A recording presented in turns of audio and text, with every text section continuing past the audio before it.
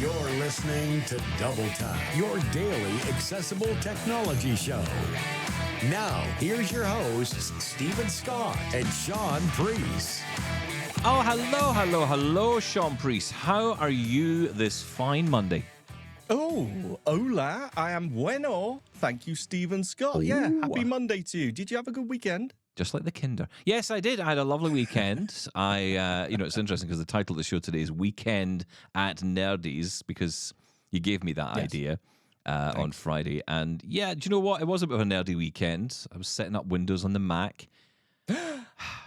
Isn't Windows just great? And isn't it nice just to have time, a weekend wallowing in Windows? Oh, wow. I don't know if I could say that. I'm not even going to attempt. I'm only on 2 coffees today. I don't think I'm going to attempt that one.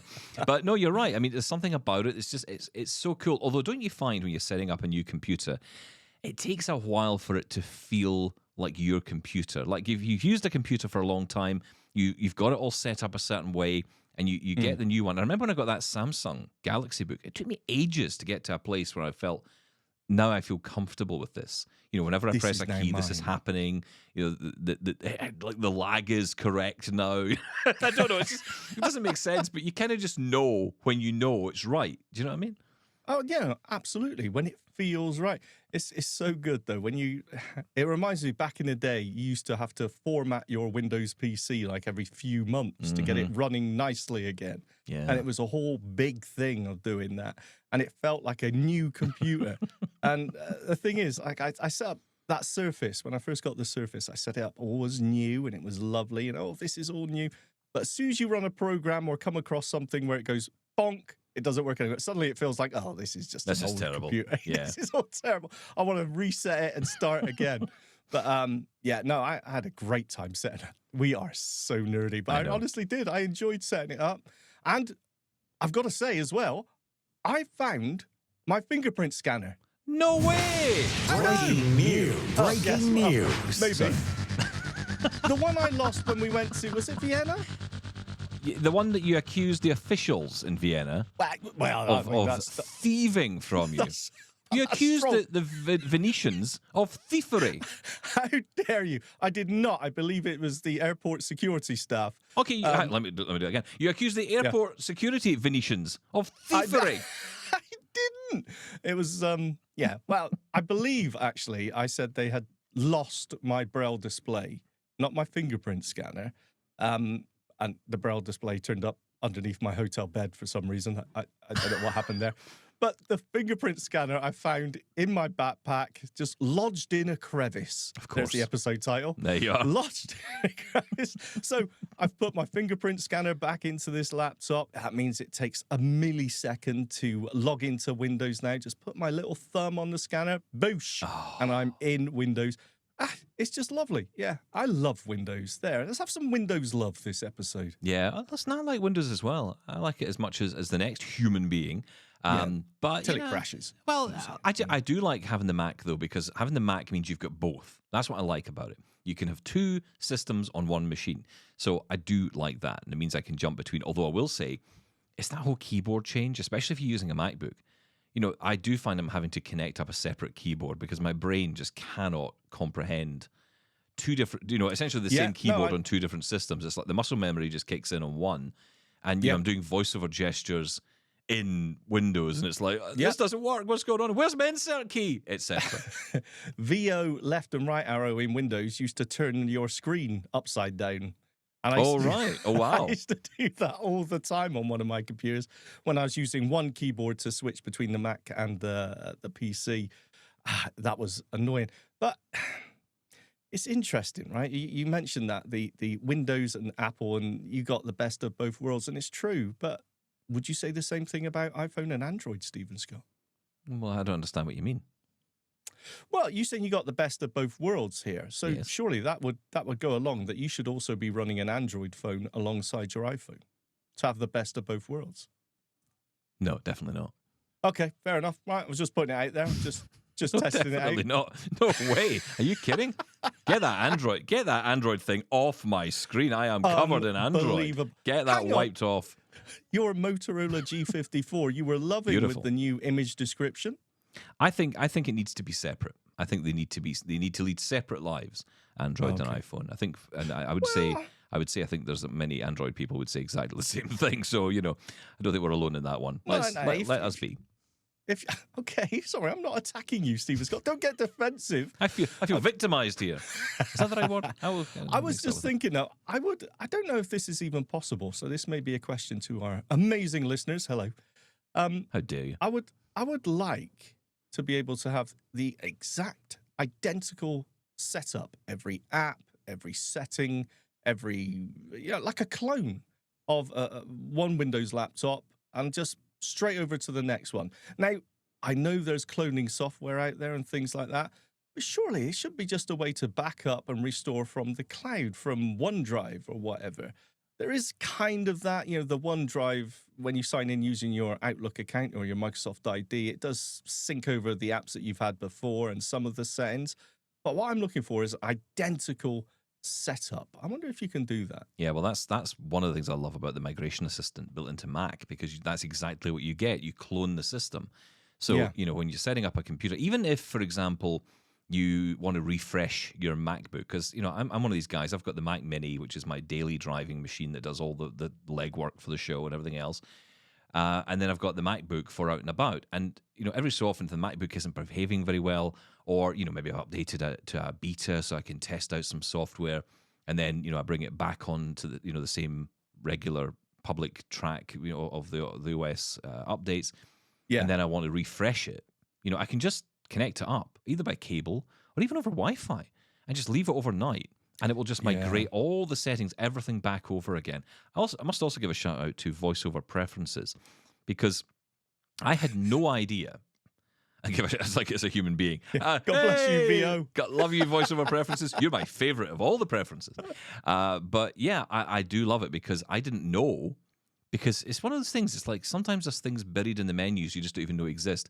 And there was an option to export your preferences. And it saves it as a file. You can put it on your desktop or wherever you want. Of course, if you're on a Mac, it's on iCloud Drive, which means whatever's on your desktop is immediately replicated on your desktop on your MacBook. You can go into VoiceOver Preferences in the new Mac or the other Mac and just import those preferences. So when you set up a new computer, even if you don't want to set it up exactly the same, you want to set it up as its own machine, but you still want your VoiceOver preferences to carry across, you can do that. And if, for example, you've downloaded a number of voices, give it maybe a minute or two, it will go off, it will download those voices. In my case, Eloquence. So you initially have Daniel as the UK English voice whenever you start up a new machine.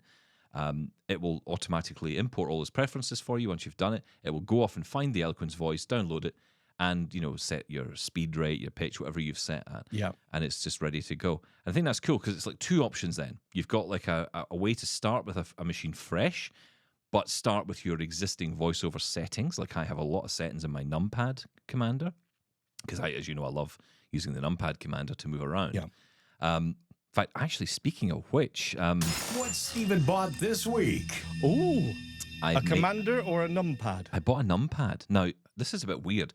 Another one? Yeah, but this is a custom one, right? I don't quite know what I've bought, because I was just looking for a simple numpad. And I'll tell you what I was looking for. Some of the numpads you buy, so we're talking here external numpads, usually Bluetooth. You can wire some of them up as well. So it's almost like carrying a calculator around with you, right? Because it's just the last part of the keyboard with the numpad on it and the various keys. You broke it off a full-size keyboard. Exactly. Yes. You can buy them, but a lot of the Bluetooth ones are very thin.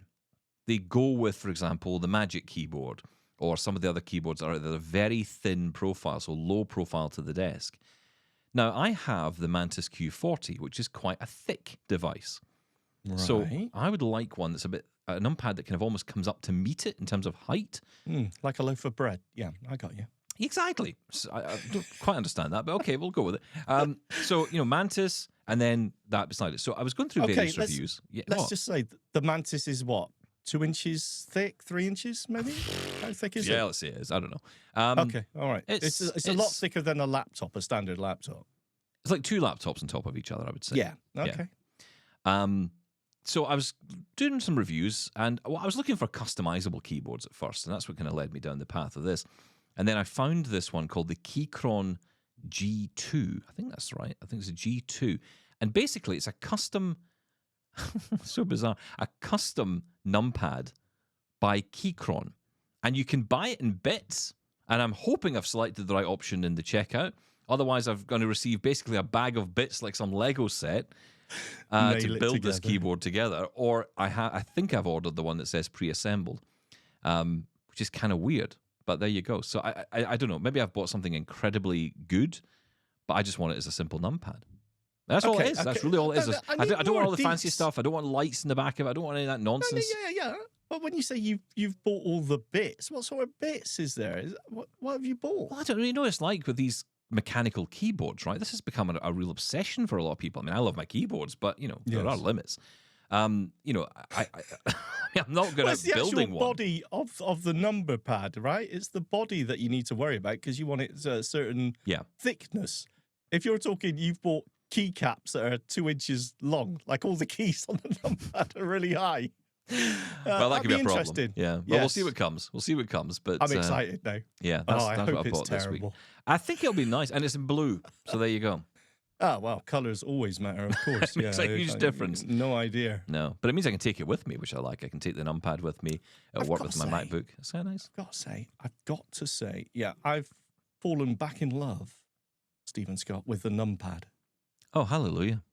Yeah, How many years there has was this a time taken? when it's I did like the aesthetics of a compact laptop keyboard. I just thought it was very cool. But there is something I've gone back to since the MX keys, going back to that, the traditional way of that little panel of home, end, up, down, delete, insert, and the arrow keys underneath and the numpad. It's just nice. Yeah, well, that's where mine is on this MX keys. Insert, yes. I don't use it for anything, obviously. But you're an idiot. Okay, yeah. No, I've set up Jaws on the other machine, and I'm using caps lock, as is the correct way.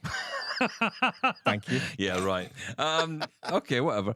But no, this it's so funny, isn't it? Keyboards. It's like they're like iPhone screens. They're really small, then they're really big, and then they're really small, and then they're really big, and they just kind of just change over the years, But no, I'm with you. I love having a full size keyboard.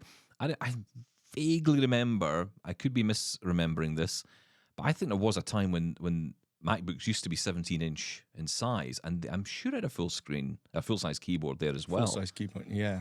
But I could be wrong. Maybe it just had the regular keyboard. But I do remember the days of the 17-inch ones. You used to buy computers. I mean, you still can buy computers that have got numpads in them. I wish Apple would come up with one with the numpad in it. Maybe they will one day. But it seems everything's shrinking down in size. So probably not. Anyway, look, this is all very exciting, but I think we should get some emails on, don't you? Yes, of course. Let's do it. Email. We get email. What? We get your email every day. Well, you're not expecting that. Here's your mail today. That's better. No, Thank I wasn't expecting. We haven't played the jingle in a while, Stephen Scott. I thought you retired it. No, I don't like to play all the time, Okay, only for People occasions. sick of it. Yeah, bring out special occasions. Well, we're going to do a lot of emails today, so it does seem special. Listen, you might remember Marc in Montreal was talking about the Glide, and he was concerned about the price. Well, he got back in touch after I told him the price. Here's what he had to say on that. Hey, Steven and Shaun, when you guys asked me to get back to you, I am a loyal listener and I comply. Salute you, sir. Like in Star Trek, when you are asked to comply by the Borg, I comply. Nerd. That is a real decent price for the Glide. I have to tell you, I will really be thinking about that because I don't know how well it would function in my capacity as a hard of hearing person with 45% hearing loss in one ear and 75 in the other ear.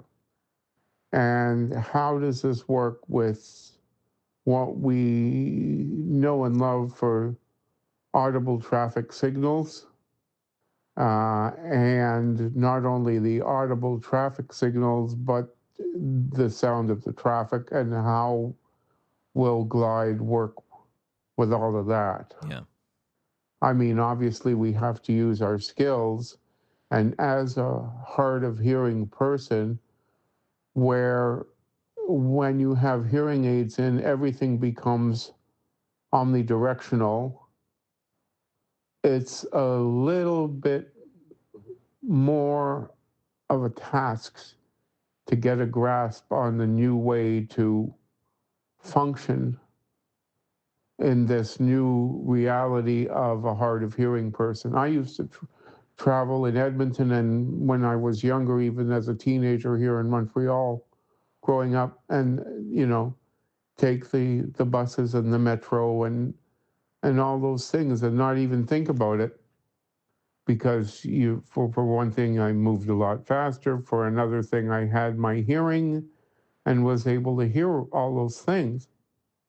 When that changes, your whole regime changes of how you deal with it and how you work with it. And that would be a concern for me, to invest this money, even though it's a very reasonable price, absolutely. But where would the training come from? Lethbridge Lake Mackay Rehab Center, I know some O&M instructors there. They would, I assume, have to be trained in this process. And that's who takes care of English-speaking clients here in Quebec. The French side have the new Louis Braille and Nazareth Institutes, and of course the INCA, which is the French CNIB. I don't know how they would all play into this, so that would be a concern for me. On another topic, Agiga, which I'm sure you've heard about, is launching new glasses, Echo Vision glasses, which will have OCR in them, which will have a locator button. Instead of asking, hey, Meta, where am I, or what's in front of me, you'll be able to press a button and get that information. The OCR is a definite plus, and direct connectivity to apps is something that they are saying that they will have for a price of, I believe it's $99 down, and then 400 and some odd once the product is launched at some point next year. Was reviewed by a lady named Carrie, her podcast, Carrie on Accessibility. And the company is Agiga. The glasses are Echo Vision glasses. What can you guys tell us about these, and maybe interview the two CEOs, Sharon, and I don't remember what the gentleman's name was, about these glasses and how they will compare to the Ray-Ban Metas. Sounds like a little bit more for the price, slightly over what the Meta Ray-Bans are, but again, very reasonable. What are these guys doing? How soon will they be out there? And what is their ultimate goal with these EchoVision glasses from Agiga? Tell us more. What can you find out for us? Thank you so much. Rockefeller from Montreal, signing off. Thank you, Rockefeller. So short answer to the Agiga question, I think, is, we don't know the full details. We had Kevin Chow on the show, who was talking to Agiga at the big event he was at the Vista Center recently. And he was telling us about this. That was the first time I'd heard about the glasses, because my understanding was that Agiga was trying to work with Meta to bring their service to the Meta Ray-Bans, but it seems like they're actually creating their own glasses instead, doing almost a Celeste, as we might call it, with the Canadian company. So we are going to be speaking to them.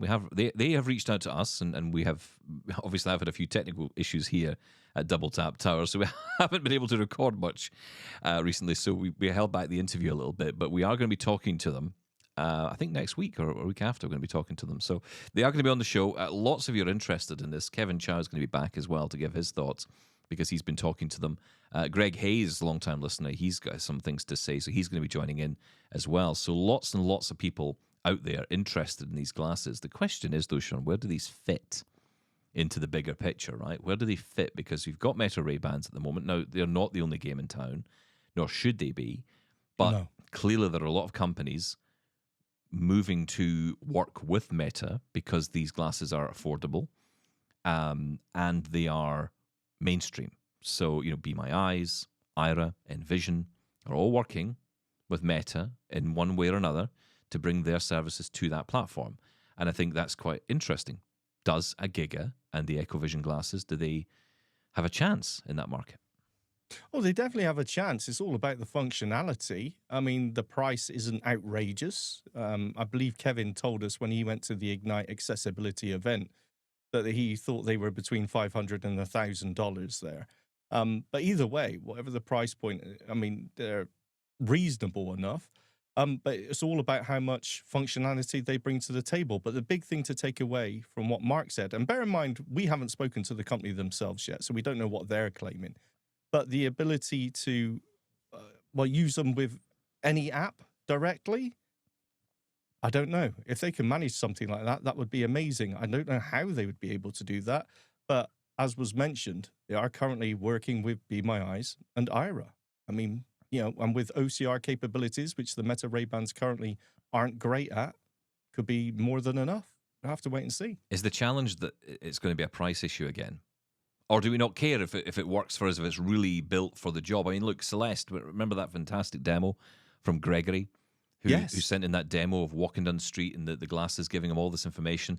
Celeste, I'm getting emails from people saying, they've been in touch with the company. They're not getting much in the way of response at the moment.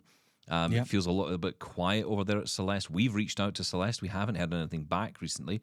I think there's a little bit of concern growing in the community, and we've echoed this to Shub Mittel, who's the founder over there at Celeste, that, there's a bit of concern that, perhaps it's on the way out because there's not so much silence around it. What's happening? And we don't know the answer. Very quiet. Yeah, exactly. Hey, it could be all absolutely fine. But the point is there's no communication happening at the minute. So there is some concern there. But I mean, as you mentioned, look, this market is definitely growing and there's more players coming into the field as we go. So I think as AI, evolves and we're getting closer and closer to that real-time video description, I think we're going to see even more, just generic glasses with cameras built in and more players on the field, as I said. So interesting times. Yeah. Now back to Glide, which of course was your first point, Marc. And, well, I mean, that's it. I mean, these are the two topics at the minute that are really the two main topics in our community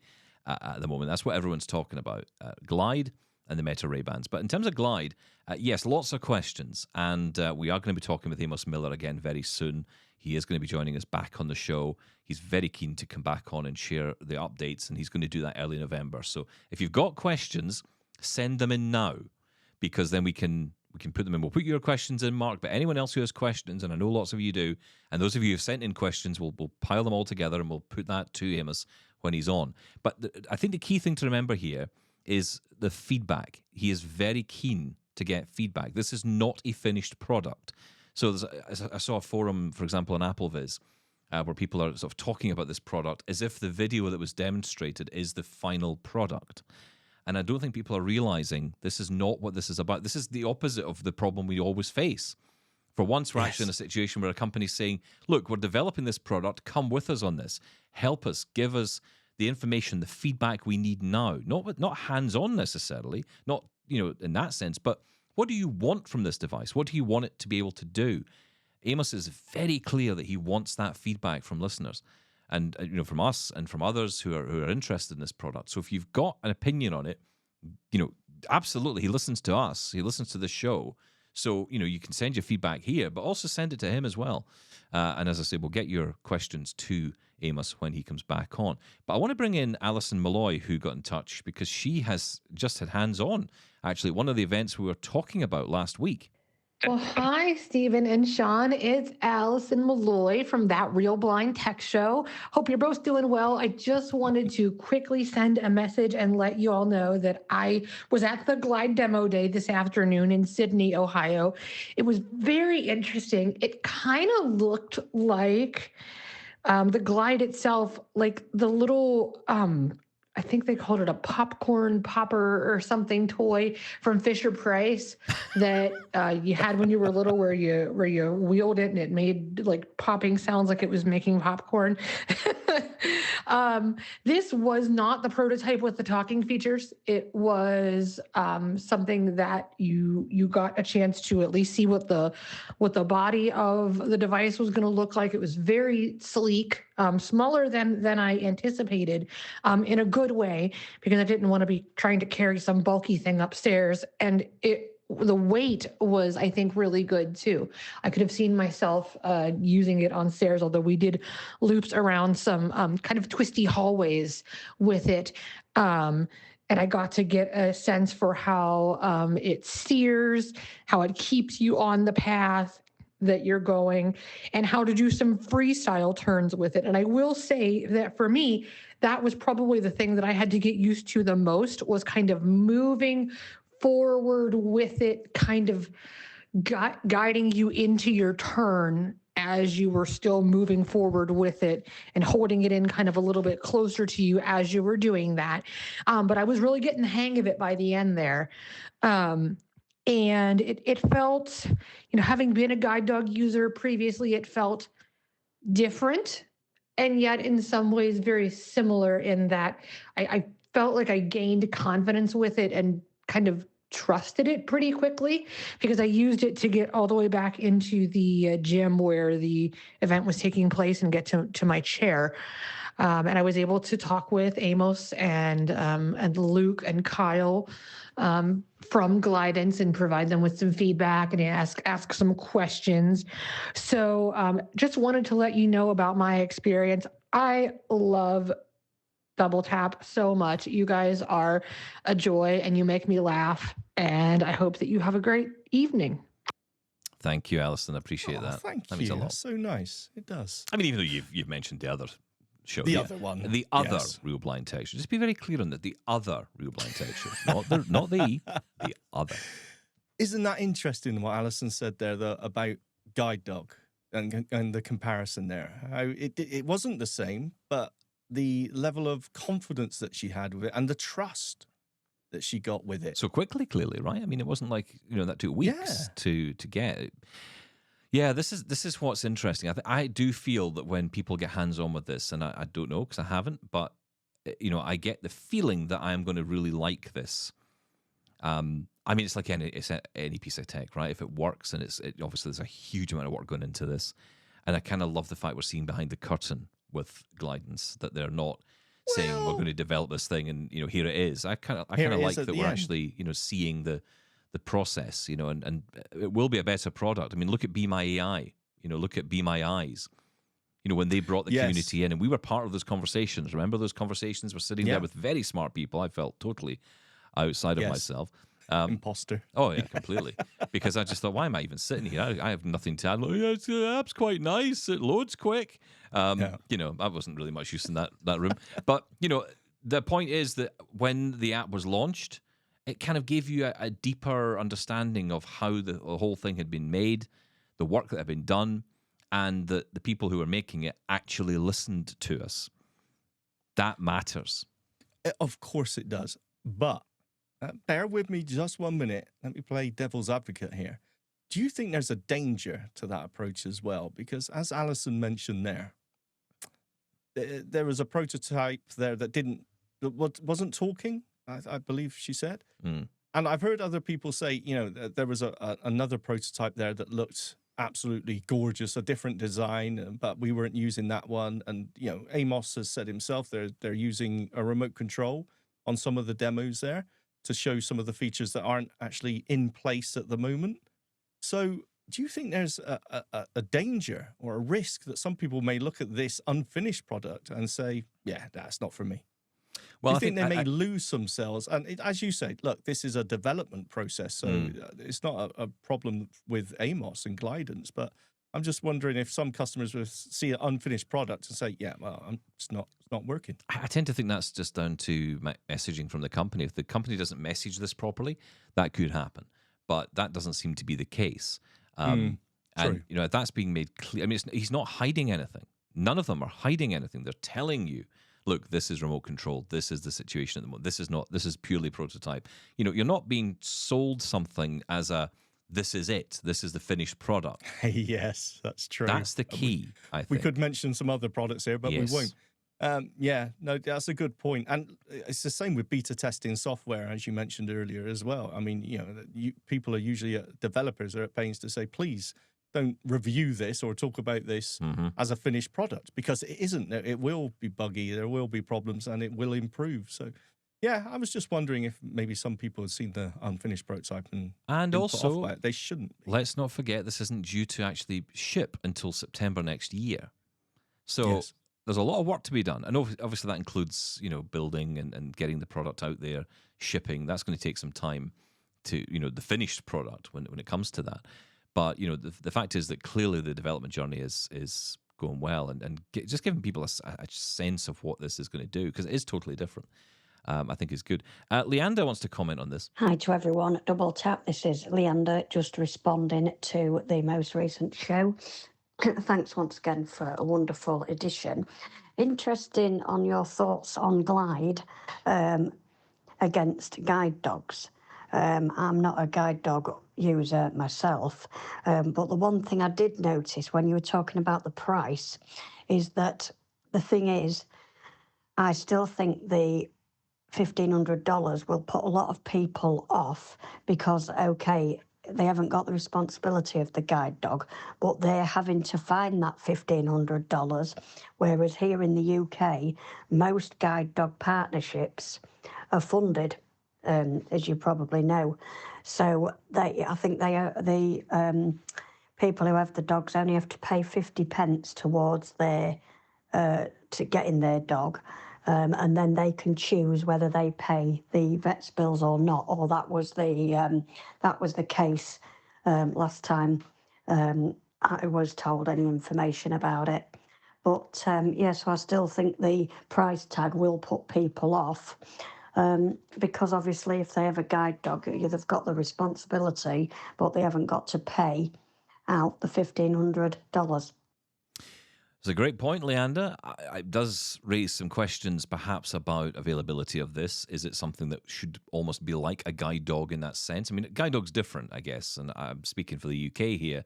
I don't know worldwide, but, you know, in the UK, it's a charitable organisation, so the money comes from donations, and the blind user of the guide dog, the blind owner of the guide dog, doesn't pay. Although you do pay, actually. You pay 50 pence. I don't know if that's still a thing, but you used to do that. You had to pay something. You had to give something, and so therefore it was 50 pence, which always felt like quite a bargain, to be honest. Even in today's world, that's a pretty good bargain. Well, no, you're absolutely right. And the price, you can't get away from it. Whatever the price point is going to be, it is going to be off-putting for some people. And it is, it's still a considerable price, even though, comparatively it's a bit of a bargain, but it's still a considered purchase. Do you think Leanda's concern is that, a device like this comes along because it's cheaper, the idea of a guide dog may become less attractive to even organizations? They may find that, like guide dogs become a different organization entirely and start, pushing this kind of thing. And we suddenly see Glide for the blind instead Glide dogs, as a charity. Yeah. Glide dogs. Well, look, I mean, if you're not having that one, I'm keeping that one. I like that one. I said it first. Look, the thing is, whatever works best. I mean, hey, maybe there's a future out there where there's a technology that works better than guide dogs, in which case guide dogs are no longer the best option. Does that mean they disappear totally? Who knows? I don't think does they it will. matter? I don't think they will. No, of course. No, look, I'm talking, this is so hypothetical, it's out of the box. But I'm just saying, if Glide works, then I can see that happening. I can see it being an alternative to guide dogs, absolutely. And look, the responsibility, I don't think you can play down the responsibility angle of owning a guide dog as well. I mean, for a lot of people, that's just too much responsibility, right? It's a lot to take on. And, you've heard my story. I want a guide dog. I'd love a guide dog, but I'm not going to get a guide dog because I don't got enough. So, for that reason, it's not going to happen to me. So, yeah. This is where something like this comes along. And for me, look, maybe it's an unusual thing. I don't know. Maybe it isn't. But I think for me, I'm thinking not just about blindness here. I'm thinking about the physical side with my hand and the fact that my cane hand is the one with the essential tremor. And for that, going out is painful, physically painful to actually go out with a cane any length of time out there. And I come back and I pretty much have to take, I can't do much with the hand the rest of that day or even the next day after that. The pain is real. So for that reason, the idea of going out with something like a guide dog or a glide and just holding onto a handle, not having to grip a handle, just hang a handle on my hand and just be sort of pushing along or, being led along whatever way you use it. If it's a guide dog, obviously you're pulled along, then, that would be great. That would be absolutely amazing. It would actually probably encourage me to go out more. So, it's a physical reason for me as well as a visual reason. But that's where glide is interesting. I've always said I would love a guide dog with a plug. And that's why I think that's what glidance is. But I just can't wait to get hands on and try it. But very interesting point. I don't think it's I think we're always going to, I think you're right, Shaun. I think we're always going to come back to this issue of cost, who can afford, who can't. We have this argument every day about everything. Of course. I don't know how we get around this problem. The only way we can get around it is through government support. Government saying, look, this is an essential item that people who are blind need to have, and as part of rehabilitation services, this is one thing that people need. I mean, I don't know. Here's a question, and this is the example of how disabled people, we can empathize with each other across different disabilities, but we don't know the answers to each other's disabilities necessarily. What happens if you, let's say a horrific car crash, you lose both your legs, you're in hospital, you've been told you now need a wheelchair. Where does that wheelchair come from? Who pays for it? Do you have to buy it? Yeah. Because I'm guessing that when you go into a hospital and they tell you you're losing your vision, now, okay, granted, yes, you will get a white cane from your local society, your local organization, your local social work department, whatever, right? They'll provide you with a cane. Rehab, whatever it may be, And guide dogs come through charity. So government are only really involved in the white cane business, it would appear to me. Whereas something like the glide would, I guess, be seen as a luxury item or not that kind of... And this is what I mean. It's like we have to think about the category of what this device is. What is it? And if we can get the governments to get their head around that and make it part of health services, well, then that's how we access it. Because to me, it's as valuable as that. I mean, that's what it is. It's really difficult, though. It's really difficult. Well, because, in today's world especially. It's even harder. Yeah. Well, someone might be really amazing with their mobility just using a cane anyway. And they wouldn't actually get much out of a glide. But other people may be the complete opposite. Yeah. It's not it's very individual, isn't it? I don't know. Let's get perspective. I love the fact that you guys listen wherever you listen around the world. It just fascinates me where people are listening. Our next caller, who got in touch via WhatsApp, wanted to give some comments from an international perspective on glide. Hey, Shaun and Steven. This is Jonetta Rukmal from Sri Lanka. Not sure whether you have heard of our country. It's a South Asian island situated close to India. So I've been listening to your show for a good long while, and because of WhatsApp, it has become ever more easy to share feedback. I'm a user of Envision glasses, Meta Ray Bans, and looking forward to use Glidance with all this excitement. But considering the kind of terrain and the climatic factors in our countries, I'm wondering how durable a technology like Glidance would be to use here. Because, for example, I've been trying to train a guide dog in our country, but have found it very difficult because there are a lot of stray dogs, and it's very difficult to keep the guide dogs focused on the road when we travel. And you may have heard of the traffic in this part of the world. It's very messy. It's very tricky to guide. And in this kind of situation, I'm wondering how a technology like guidance would fare. And also the other obstacles such as, puddles or other things that could, affect the functioning of the technology, like glidance, when we use it in real life scenarios. That's a thing I want to explore. And if Double Tap has the potential to sort of bring this up with Amos Miller, and since this product is open or available to everyone around the world at the end of the day, I think it's important that they check out these things as well. And if they want to sort of bring down a prototype, try it out, we are very much open to that. And since we are creating awareness around these new assistive technologies like Envision, Meta Ray Ban, through our national uh, organizations for persons with blindness, we really can initiate something. And recently, Mike from Be My Eyes reached out and really appreciated our efforts. Thanks for that as well. Hoping to just state it on record. And just like Marc from Montreal has said in one of your shows, we see amazing technology, but bringing it down to the real world has been a real challenge. And we saw this recently in a webinar set up by Envision to showcase the capabilities of their ally.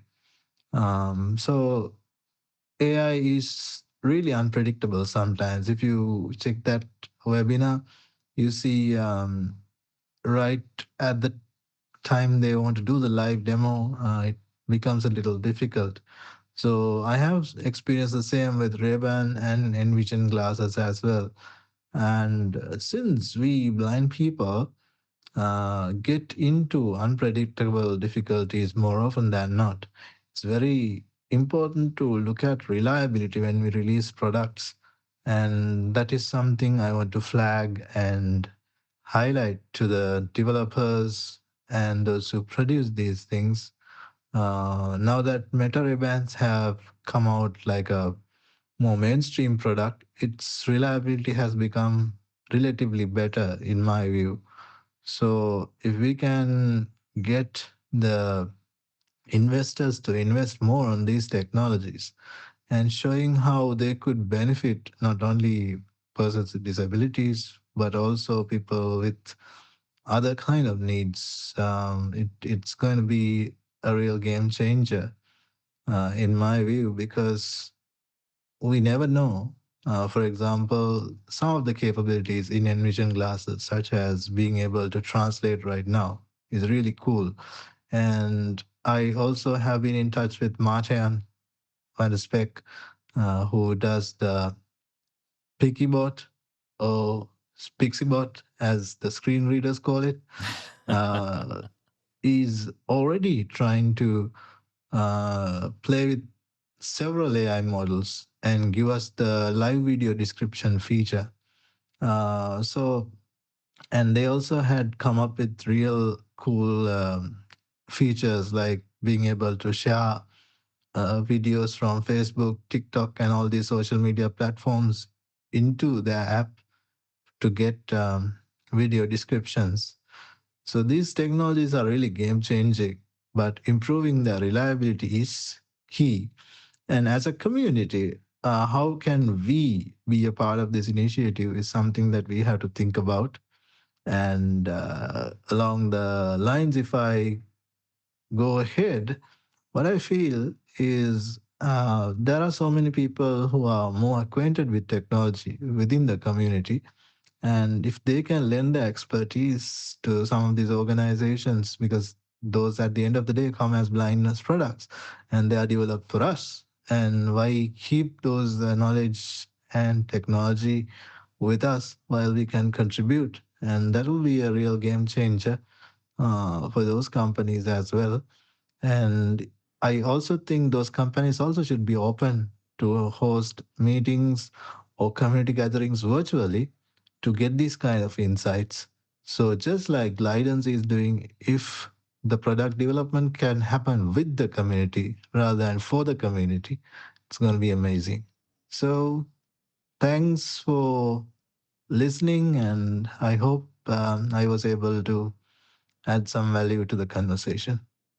Absolutely. I love the perspective here because, again, it's thinking outside of our own bubbles. But and saying that there was a little bit. I mean, what you were talking about there was kind of interesting, Jay, because you talked a little bit about, sidewalks with no pavements. I heard this a lot when I was at an Africa conference years ago. People saying, it's great if you're using a cane, but often the roads are so bad and there are no sidewalks to walk on. You're kind of walking on the road, and there's lots of challenging environments there. And there's a little touch of that in the video when Amos walks off a road, off a path onto a road which didn't have a sidewalk on it. And he was they said that the glide kind of just hugs the side of the road where the oncoming traffic is coming towards you so that you can be seen. So that kind of answered that question, but it doesn't answer the question around uneven ground. And, it did. There was a bit where he went up the steps to go into a restaurant and it couldn't get over a bump. It told him, caution, there's a bump here. You're going to have to kind of almost lift this thing over the bump. And it wasn't even a big bump. So I think that's an issue that's going to, if that's the case, if it can't get into a restaurant, over a small bump, how's it going to cope with huge potholes and roads in other parts of the country? And of course, rain, weather. It's almost like, I feel like almost we should get Dave Epstein in with the Glidance people, from a werewolf gear. The all-terrain glide, I think, could be a thing. Well, it's very much like the Waymo with the self-driving cars, right? We keep talking to Greg and talking about why is it, Phoenix is having so much success with them, and it's because of the environment. It's a consistent environment. There's not much in terms of weather. Clarity is always good. The surfaces are good. And as soon as you go out of, your own little bubble, as you mentioned, there's lots of countries. I remember speaking to someone who lived in Greece and was saying exactly that their sidewalks either just don't exist or they're not consistent. One sidewalk may be completely different to another one. It may be tiled, maybe block paved, may not have any curbstone to it. So it's very difficult to go through all that. And I don't know what the answer is. How rugged is the glide going to be? We'll definitely ask Amos about that, though. Yeah. Well, as we said, he is going to be coming back on soon. But thank you so much for those comments, Jay. Really appreciate them. Speaking of Greg, by the way, Greg Hayes, a good friend in Phoenix, Arizona, he's concerned about you. For probably, I'm sure, a million reasons, but here's one. Okay. Steven and Shaun, Double Tappers, this is Greg from Phoenix, and I just wanted to have a quick note, which is, Shaun, you need to use a password manager and keep your credit card information there. That way it's on your phone or on your computer whenever you need it. See you guys. There you go. That's you getting told off. Sorry, was I getting told off or was I getting threatened? I'm not sure about the tone of that one. A bit of both. Has he got my credit card details? Well, you clearly don't have your credit card details. That's the point. Well, as long as Greg's got them, I'm all right. I can just ask him. No, you're absolutely right. You can use password managers for more than just passwords. You can put your other information in there. So, yeah, it's a great idea, but I know I just won't do it. Who needs card numbers anymore? Well, just Apple Pay, baby. Just for context, that was because you were trying to make a payment to the Apple, to the RNIB shop, and they didn't take Apple Pay, so you had to use your card details. You didn't have your card details, and you're an idiot. Okay, fine. Eric has been in touch. Hola, Double Tappers. My comment is about Shaun's cane. Have you considered ordering extra tips for your cane? I normally keep 2 canes, the one I use and an extra, and I order 3 tips just in case they break.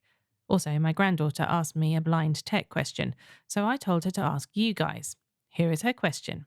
Now that the Ray-Ban Meta glasses are so popular with the blind community, is Mattel releasing a version for their blind Barbie? Ha ha ha. Thank you for the show. It's awesome. Eric Ponce de Leon. Oh, no, there's an idea. Meta Ray-Ban glasses for blind Barbie. Glide for Barbie. Why not? Yes. Glide for Barbie. Barbie glide. It's all going to happen. Thank you, Eric. What was the question?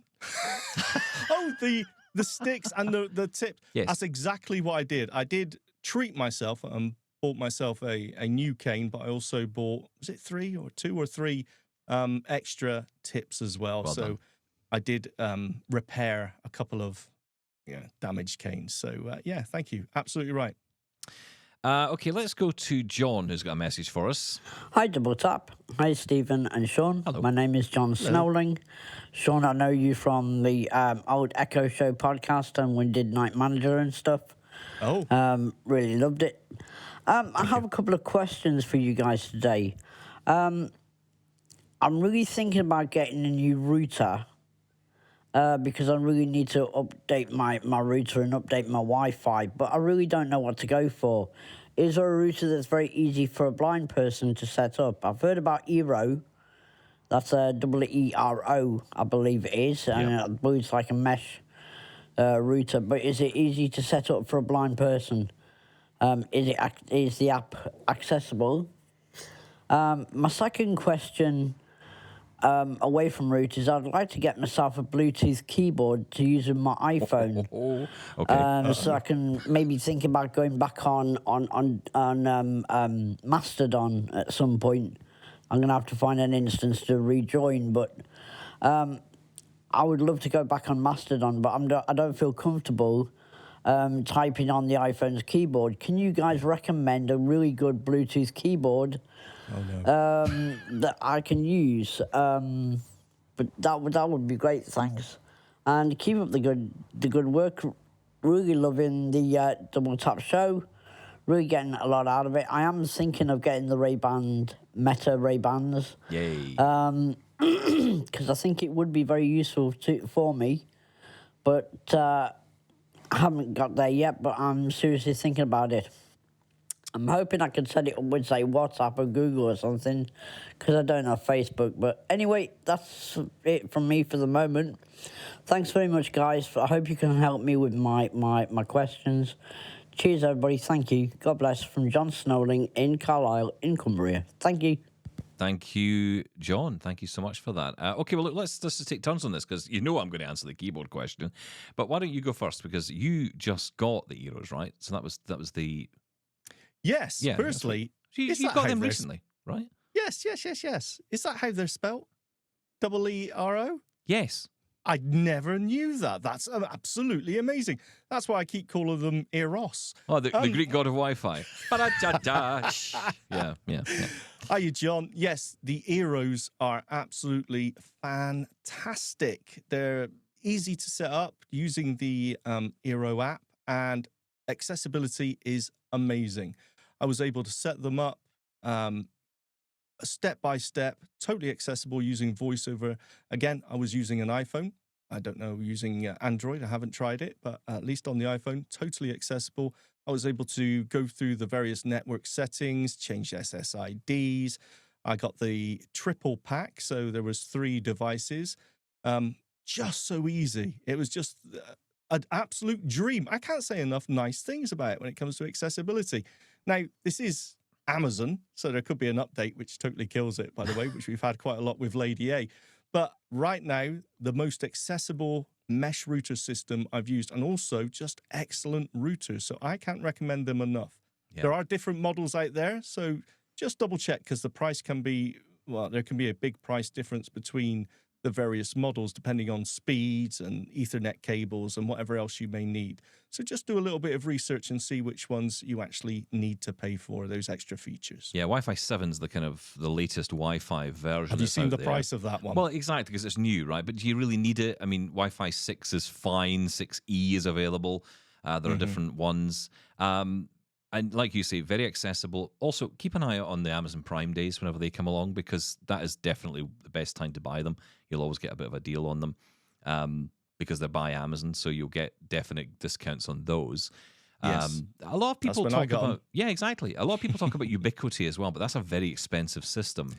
Way more customizable. Again, it depends what you need. But I think if look you've at them as prosumer. Yeah, they're very, very high end. Listen, we're almost out of time. I want to quickly mention keyboards.